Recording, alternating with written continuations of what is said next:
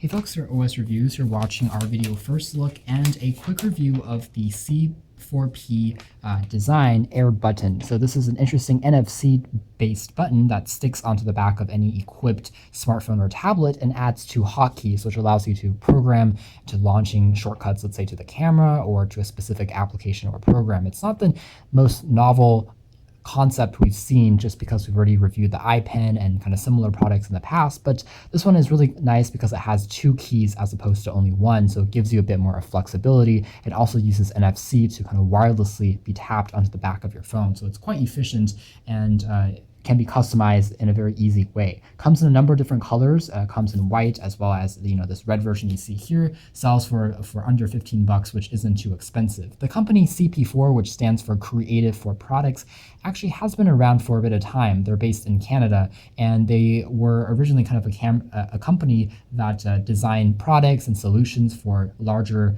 perhaps partnerships and companies out there. So they don't really make too many of their own products, but the Air button is one of their first, so they're getting their brand name across, which is why we're excited to kind of see where this company goes. So this product here has been given a few design awards, so that's nice to see. And the back here, it does include a QR code that you can scan to download an application on your iOS or Android phone. It's a free app, but you need to use it to first set things up and to pair the button to do the various tasks. So you can also search Air button directly in the App Store, and you should pull that up. So launch the camera, turn on the home, act as a home key, snapshot, torch control for the light, various features, so on and so forth. So we're going to rip this one open. I've already started that process here, and I've already gone ahead and downloaded the app on my phone. So I'll show you guys what the pairing and setup process is like. So all we get in here is just the Air button itself. And if we pop this one out, you can see that it does have kind of a Scotch or a 3M tape on the other side, which is just making the process very simple to pop onto your device. It's very, very slim just because it basically is just NFC. There's a tag, and the overall material here is paper slim, can be folded very easily. The keys themselves are pretty tactile and responsive, but they don't have the greatest travel just because of how slim it is. So I have a phone here that has NFC, and again, so let's launch the Air button app here.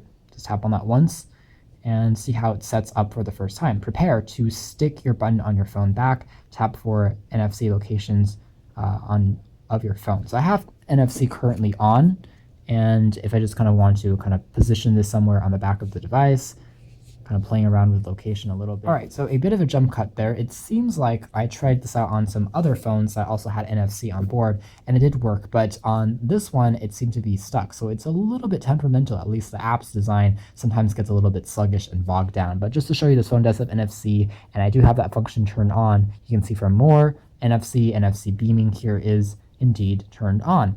But if I go kind of back to the app there, it still says kind of prepare to tap a key as well as the position on the NFC scanner. So I've popped this around all the way on the back here, but you can see that the tag has not been triggered, or at least if it's been triggered, the app here has not registered that. So there is a little bit of finickiness with the app that still needs to be kind of covered as well as fixed in the future. With that being said, I did try this out with a Samsung Galaxy S6 as well as some other phones, and they did seem to work fine as far as the NFC tagging and positioning. And after you do set this up, you can again launch into various features. Now, some things have been edited since the app has been released, so you can toggle things such as bring out some certain menus. You can tap on it once to turn, let's say, the camera app on, or take a quick screenshot, for instance, turn Wi-Fi on or off. So it acts as any NFC tag would, but there's a dedicated key here which you can tap on to make the process a bit more easy. I do like overall the fact that it is very slim. That's actually a good thing because